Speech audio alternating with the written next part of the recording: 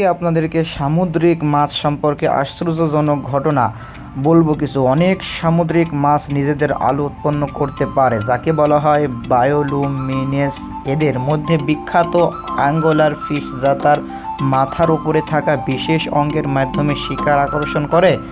কিছু মাছ যেমন টুনা এবং সার্ডিন প্রচুর দূরত্ব অতিক্রম করে চলাচল করতে পারে।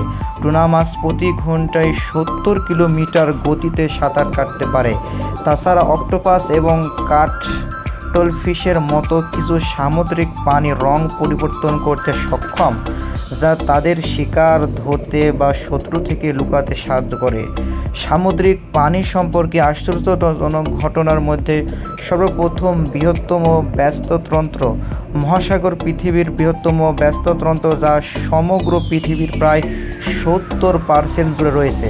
সাগরের গভীরতা মারিয়ানা ট্রেঞ্চ পৃথিবীর গভীরতম স্থান, যা প্রায় 11 কিলোমিটার গভীর।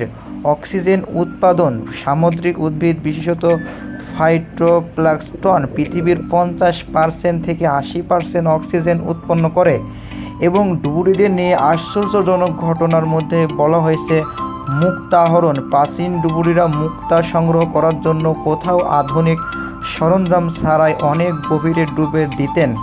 স্কুবা ডাইভিং আধুনিক স্কুবা ডাইভিং প্রযুক্তি ডুবুরিদের দীর্ঘ সময় ধরে পানির নিচে থাকা এবং গবেষণা করার সুযোগ দেয়। অভিজ্ঞ ডুবুরিরা বিশেষ সরঞ্জাম ব্যবহার করে সমুদ্রের গভীরে গিয়ে গবেষণা করেন এবং নতুন প্রজাতির আবিষ্কার করেন। ডুবুরিদের স্বাস্থ্য নিয়ে যদি কথা বলি, তাহলে বলা হয়েছে ডুবুরিরা দ্রুত উপরে উঠতে আসলে শরীরের নাইট্রোজেন বুদবুদ সৃষ্টি হয়ে ডিমেকশন সিকনেস হতে পারে, যা খুবই বিপজ্জনক। পানির নিচে বেশি চাপের কারণে কানের পর্দা ও ফুসফুসে বারোট্রমা হতে পারে। তাছাড়া আপনারা জানেন যে পানির নিচে এমন এমন প্রাণী এখনও রয়েছে, যা ডুবুরিদের গবেষণা করতে এখনও অনেক সময় লেগে যাবে। আপনারা স্ক্রিনে যেই মাছের ছবিগুলো দেখছেন, এরা কিন্তু নিজেদের কালার নিজেই বদলাতে সক্ষম।